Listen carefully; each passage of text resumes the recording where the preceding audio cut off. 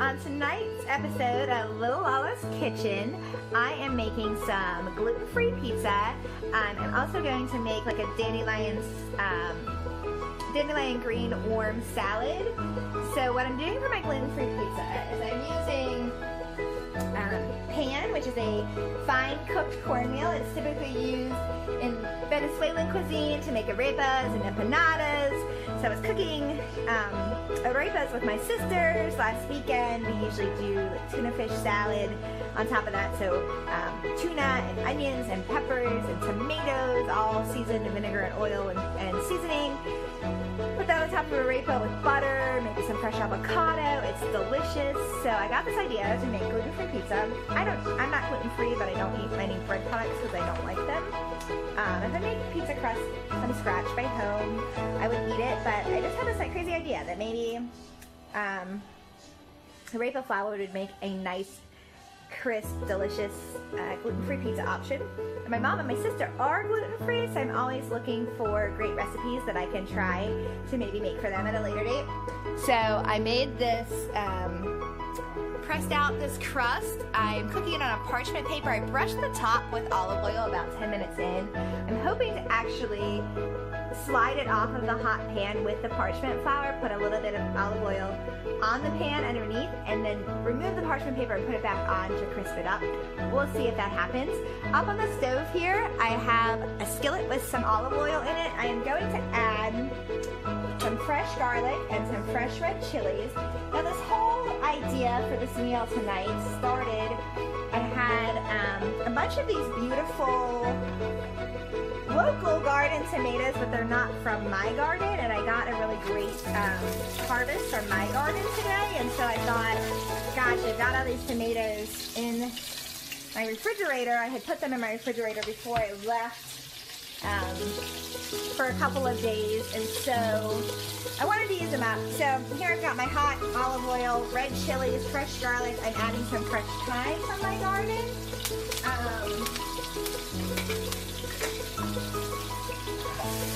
Cooking on a gas stove, which is awesome because I've got too much heat here and I can adjust that pretty quickly. So added some fresh thyme. I'm going to add some fresh oregano.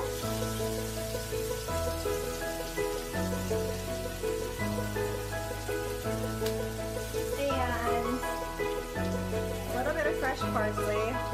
And I don't care if these are pretty big in here. I can remove them if they're too big when I go to put it on the pizza, but I just want some of the fresh herbs. Then I'm going to throw a couple leaves of basil in here, although I'm going to add basil to the pizza, just fresh sliced as well, so I don't need a whole lot of basil.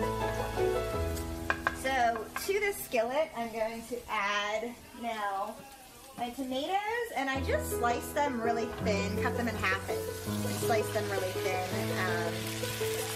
I don't really like just tomatoes on my pizza. I prefer kind of a sauce, but because they are fresh local garden tomatoes, I wanted to maintain some of the tomato characteristics. So I'm just going to let that cook for a little bit with a little bit of salt.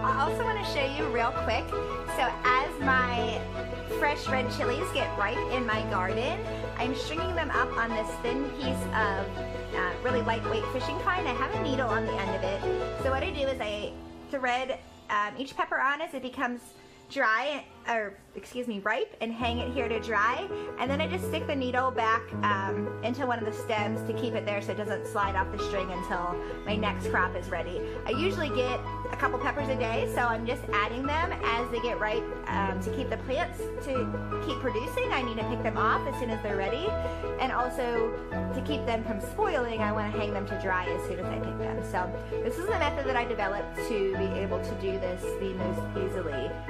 So hopefully thankfully, I still have some peppers left from my garden from last year, and my pepper plants produced into December last year. I collected my last harvest the first weekend in December, so I'm hoping to keep my peppers and my herbs going at least until December, and I actually want to keep my herbs going all winter in my greenhouse. We'll see how that goes. Quick update on how this tomato sauce is coming along. It smells delicious. I've sampled a little bit of the broth in it. It's the perfect amount of spice with just that one fresh red chili pepper. The fresh herbs and garlic are just a really nice touch. I added just a little bit of sea salt to it. I'm cooking it on pretty high heat now. I'm trying to evaporate off a lot of this liquid because I don't want to sog out my pizza when I do eventually add it to the pizza. Hey y'all, so quick update on my tomatoes. See, I separated out the liquids from kind of the rest of it and spread them out so the liquid cook off. So this actually looks perfect. It's nice and dry. Like I mentioned, it has a nice light heat to it. So I'm actually going to turn this off, and these are going to be ready to go on the pizza once everything else is ready. So what I'm doing over here is what I'm doing over here is, despite the fact that dandelions grew rampant as weeds where I was growing up in West Virginia on the farm, so it feels a little weird to pay for them, but I was really excited to see dandelion greens for sale at the grocery store tonight. When I was, oh gosh, maybe 11 years old or something, we'll say, my best friend Sarah Beth Goldstein and I'm going to tag you in this, Sarah, so you see this, we realized that, I think we read it in a book or something we were reading, we realized dandelion greens were edible. So we went and picked dandelion greens, and we gathered some other edible things from the woods, and we determined we were going to cook with them. And we made a soup, a dandelion green soup, and we put some Italian, like, mini pasta in it. I don't remember if we used orzo or what. And some other roots and things we had found that were edible. And we made this dandelion soup. I can't tell you for sure whether it was delicious or not, but dandelions are actually super high in vitamins A and C and also iron. They're also great for your kidneys because they're a natural diuretic. So what I'm going to do, one thing I like to do with greens is I like to slide the rubber band or the twisty tie down pretty low to the bottom. So I rinsed these really well. In the sink already, I tried to take off some of the pieces that maybe didn't look so great. I'm just going to slice this up with my nice sharp chef knife. I like my greens kind of large, so I'm cutting these in maybe 2-inch slices, and I'm going to blanch my dandelion greens. Dandelion greens are a little bit bitter, which I actually like because I'm going to offset it in this recipe that I'm creating in my head as we speak.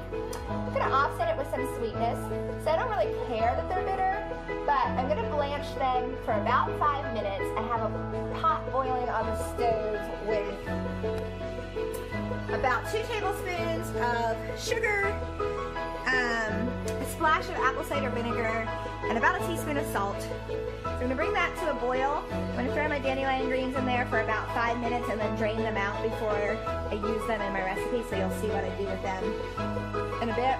When I say recipe, I mean crazy idea that started popping into my head when I saw dandelion greens at the grocery store. So I cannot wait to reveal to you. What I'm about to do now, which I'll show you after I get it done, I'm going to slice up some baby portobello mushrooms and some red bell peppers.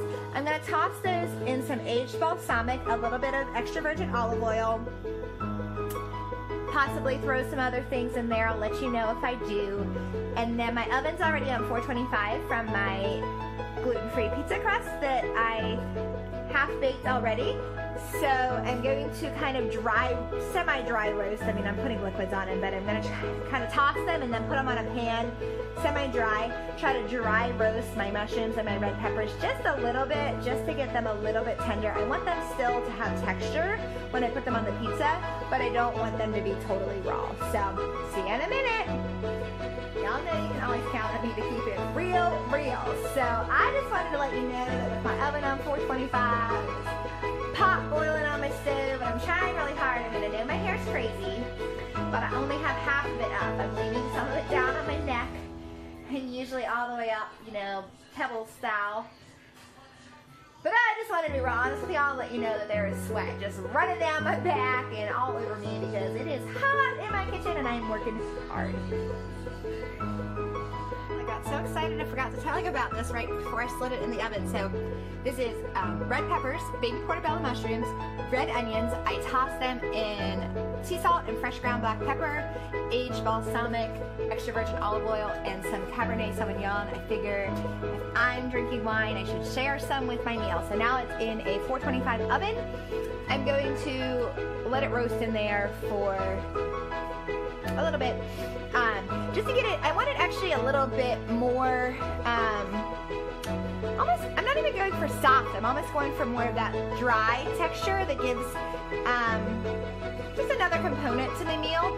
So hopefully a little bit too much on the pan, honestly, for dry roasting, but hopefully this is going to be fantastic. This is going to go on my gluten-free pizza. Y'all, I tried. You know who I really admire? I really admire women who have long hair and they're able to not only like blow dry it and straighten it and do pretty things with it, but that's worth doing because they're able to leave it down on their neck. I can't take it. I was trying. It's back up. Sorry, can't finish cooking without it. I can't do it. I overheat. Y'all, this is just an after it's cooked topping for the pizza. I say just, but I'm probably the most excited about it. This is my favorite thing. So these are banana peppers from my garden. I've put them in a little bit of garlic, some apple cider vinegar, some extra virgin olive oil, and some salt. And I'm gonna let them fresh pickle here while I finish cooking the rest of the meal. This is really one of my most favorite things. Now, pepper's gonna have different heat to them depending on the amount of sun and moisture and everything they're exposed to. Some peppers are hotter than others. But the part of the pepper that really packs the most heat is the seeds. And so with these, I've taken out about half of the seeds and left the other half in. I do like some heat, but I don't want the heat to overwhelm the amazing flavor these peppers are going to bring to the table. Y'all, I was just talking to you for a long time, and then something popped up on my phone and erased the entire little clip, so thankfully I'm doing this in portions tonight, theoretically, if I could stitch it all together. So I was just telling you, I sauteed some evu and some minced fresh garlic, and then I added broccoli rabe, which if you're not familiar with it, is an Italian vegetable, predominantly used in Italian cuisine, I'll say. I love adding greens to everything, so I definitely wanted to put something green on my pizza, and I was trying to stay in this kind of authentic Italian vibe, even though my crust is made with paneroso flour, which is a Venezuelan food. I really like fusion cuisine, not if it's done for the sake of just doing something weird, but this goes back to my video I posted earlier today about broadening your horizons, really knowing what's out there, and so if you do, you can maybe find some really great ideas. But broccoli rabe is just quintessentially Italian to me. The first time I had it was when I was living in Philadelphia. A dear friend of mine, Michael Luciano, prepared it for me in his home. So he sauteed broccoli rabe with garlic, much as I'm doing right now. And then he also took me for my first authentic Italian pork tenderloin sandwich in Philadelphia, which is really kind of more of a Philly thing than Philly's cheesesteaks, which everyone knows about. Don't laugh at me, I'm using paper towels to touch my sea salt grinder because of my gas oven. I keep my sea salt and my pepper on the stove and they get really, really hot. So I'm just adding a little bit of sea salt on here and using the paper towels to not burn my fingers off. So anyways, so the Philly pork tenderloin sandwich is basically a pork tenderloin which is marinated in garlic and all, and probably rosemary, I don't know, all of this amazing things, and then it's sliced. It goes on a sandwich with garlic sauteed broccoli rabe, provolone cheese, and long hot peppers on a beautiful Italian bread roll. It's so delicious. I don't even like most sandwiches, but I love it. So here I'm just pan sauteing in garlic, plenty of garlic, a little bit of sea salt, a little bit of extra virgin olive oil, my broccoli rabe. See, it's already turned this nice, really bright green color, so it's going to be perfect to add on top of my pizza. Now, as I started to say, I'm trying to keep, although my crust is inauthentic, trying to keep in this Italian vein because the other things I'm putting on my pizza, which I haven't even told you about yet, I showed you the roasted portobello mushrooms, red onions, and red peppers, and that aged balsamic, Cabernet Sauvignon, a little bit of garlic, a little bit of extra virgin olive oil that I roasted in the oven. I'm also going to put on this pizza with the reduced fresh tomatoes. I'm going to put Italian dry salami. I'm going to put pepperoni. Those are both boar's head. I got them sliced at the grocery store so they're nice and fresh. I'm going to put fresh mozzarella. Debating still whether ricotta is going to play into this or whether it's going to play into the dandelion green salad. I'm leaning towards the latter. Keep you posted as I go. Oh my gosh, y'all. I keep doing this. Thought I was recording. It wasn't.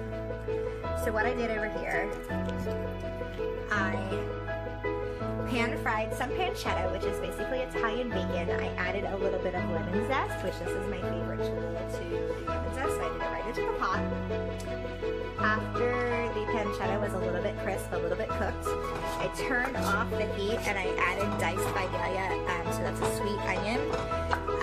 I added the onion after I turned off the heat. You can see it got a little bit of clearness to it, but it's still going to be really crisp. Hopefully sweet still. I want this whole salad to be a little bit warm, but not overcooked by any means. So I'm going to add this to the bowl with the dandelion greens, which are already blanched. I diced one jalapeno from my garden. I'm not trying to kill everybody with heat in every element of the meal.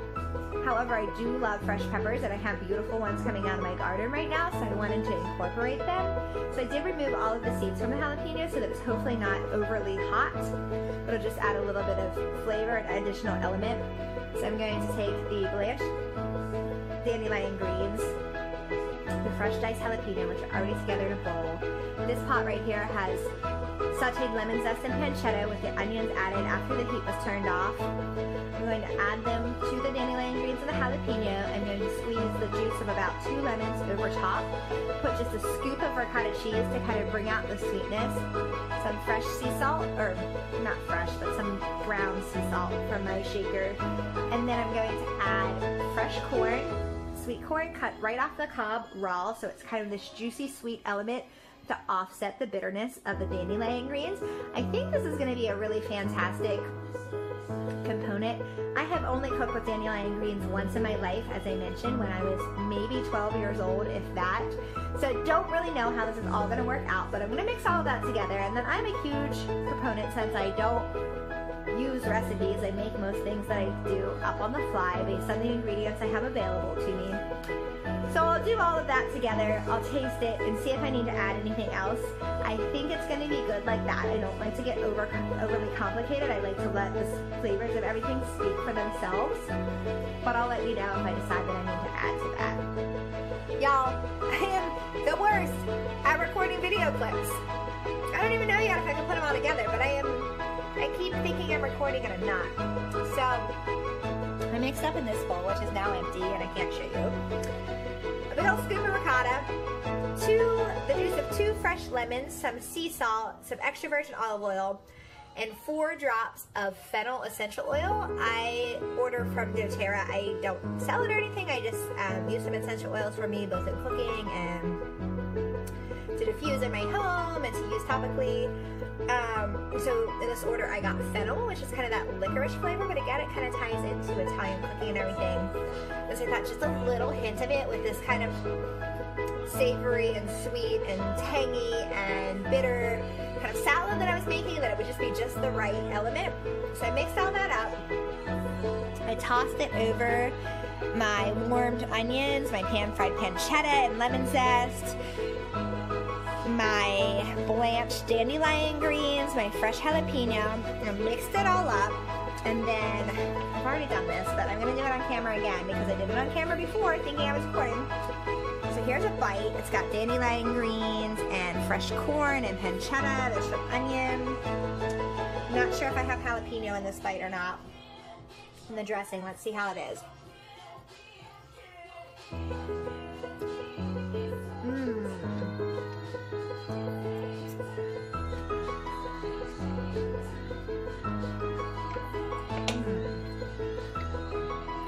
hint of the fennel to begin with, and then the sweetness of the ricotta takes it over for a moment. And when you start to get that savory, the bitter from the dandelion greens, you get a hint of pancetta. It's very rich with the grease from the pancetta and the ricotta cheese, the lemon. It's just about perfect. I'm going to add just a little bit more sea salt to it to bring all these flavors out even more. And this is going to be good to go, y'all.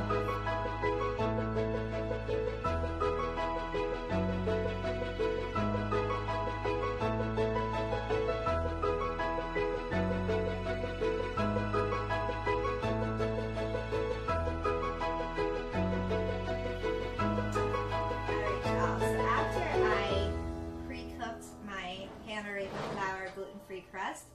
I put the pan itself back in the oven while the crust cooled on parchment paper on my counter. So I wanted the pan really hot. So once I've completed all of my toppings, which are here around me on the table, I put a little bit of olive oil directly on the hot pan and then dumped the crust back onto the pan off of the parchment paper. I just cooked that for another maybe 5 minutes. It's still on 425. I'm hoping it's nice and crispy. So this is what my tomatoes reduced down to. So again, from earlier, this is farm fresh tomatoes sliced real thin with fresh garlic, fresh basil, parsley, oregano, and thyme, 1 red chili, ibu, and allowed to reduce. So I'm going to spread this all over the pizza crust as my sauce, my base. And as I mentioned in the earlier part of the video, I tried to really reduce all of the liquid out of this so it's not going to totally sog out my crust. At least that's my hope. So I thought I was going to have a lot of extra sauce. Actually, I thought I might have enough to make something else later in the week with it, but I reduced out the liquid so much that it's actually just barely enough to coat the pizza. Just trying to spread it out fairly evenly. I just sliced the tomato in half rounds, pretty thin, so it did cook down, but it's still pretty chunky. So I'm actually going to pick out these couple, I'm going to add fresh herbs. So I'm picking out, remember what I was talking to you earlier, I just kind of crumble the herbs into the pan. Which season these tomatoes really beautifully, but I'm going to go ahead and pick them out since I'm going to add more fresh herbs on top. So there we go, we've got this nice tomato base on my crispy corn pan-arepa flour crust. So next I'm going to take my broccoli raw, which I sauteed in fresh garlic and olive oil. Try to keep mostly the stems are the most bitter part, and broccoli raw is pretty bitter. So I try to keep mostly the top end, which is leaves, and then leaves. Sorry, making up words. What did we say about that earlier, Michelle? The top part is kind of leaves, and then these mini little like broccoli heads. So I've got that spread out across the pizza. I'm trying to make sure that every bite is going to have a little bit of everything. Next, I've got my portobello mushrooms, red peppers, and red onions, which I pan roasted. Now I had a little bit too many things on the pan and also a little bit too much liquid, so they didn't get as dry as I wanted them to. But I didn't therefore roast them for a super long time because I wanted, I told you I was kind of going for that dry texture. That seemed a little unattainable, so I made sure that I just didn't cook them long enough to make them soggy. So the mushrooms are still pretty fairly raw, honestly, but they've got all this great flavor now. So put a bunch of that on here because I do want sort of some of all of that in every bite. So red onions, red peppers, portobello mushrooms. Then I have Italian dry salami, which I mentioned is boar's head. I had it thin sliced at the store, and then I cut each slice into like 3 strips so that I can spread it out across the pizza better and have hopefully some in every bite. So it's sliced pretty thin, and I'm just coating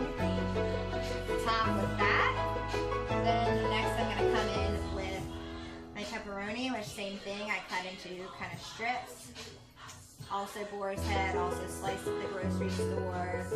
I really wanted everything on this pizza to be nice and fresh and high quality. So I went that route. I usually don't get my cured meats from the deli counter, but I was feeling it today. I actually went to the grocery store specifically to get ricotta cheese and mozzarella cheese. And then I ended up seeing all these greens and going down all these other tangents. The idea was just to mostly get mozzarella cheese so that I can make pizza.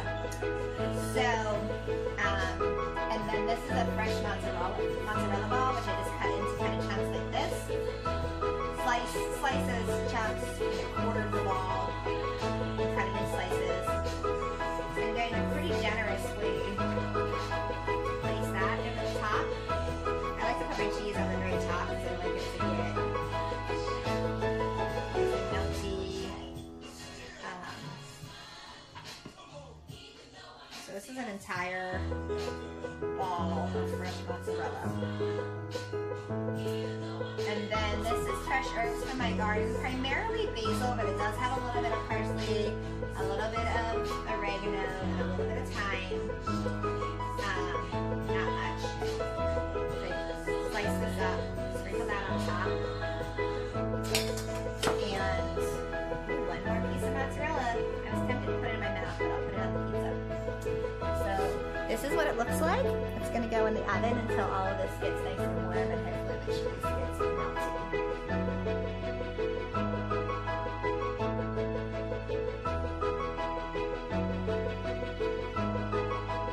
Alright y'all, so the pizza's out of the oven.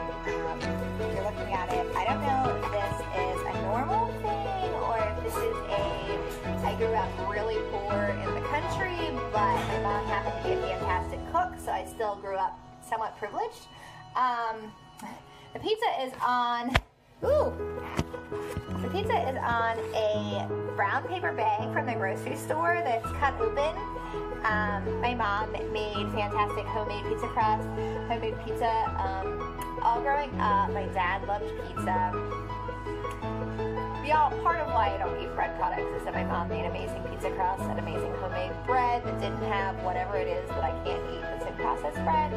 So I just don't even bother because I'm used to being so delicious. But so anyways, so we'd always put our homemade pizza on a ripped open brown paper bag to cut it with our pizza cutter. So carrying on tradition here. So try to cut through it without spreading all my toppings around too much. I should probably have one of those like giant knives, which you rock through the pizza because it would keep my toppings intact. But I'm going to try to cut this in relatively small pieces so it's manageable because this pizza is loaded.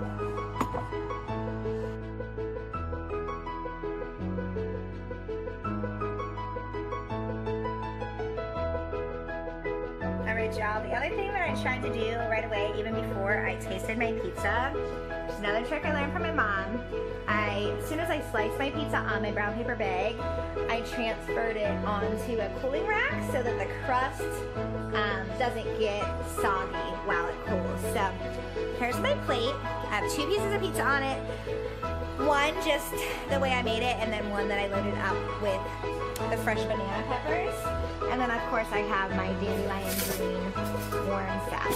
So great, came up here to grab a fork. But let's try just the pizza. So it's pizza with reduced tomatoes. It's on a corn crust.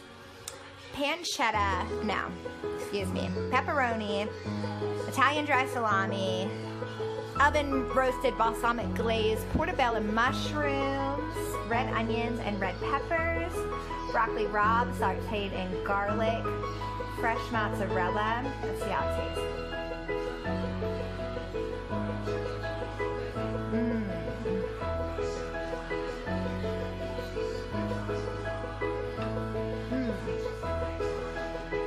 Sweet,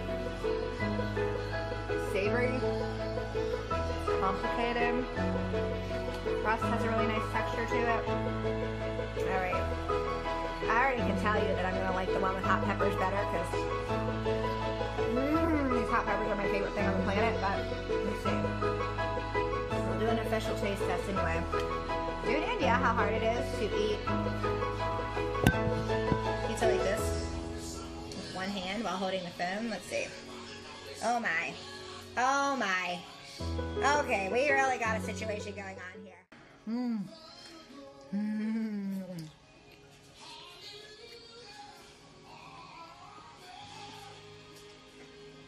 Y'all,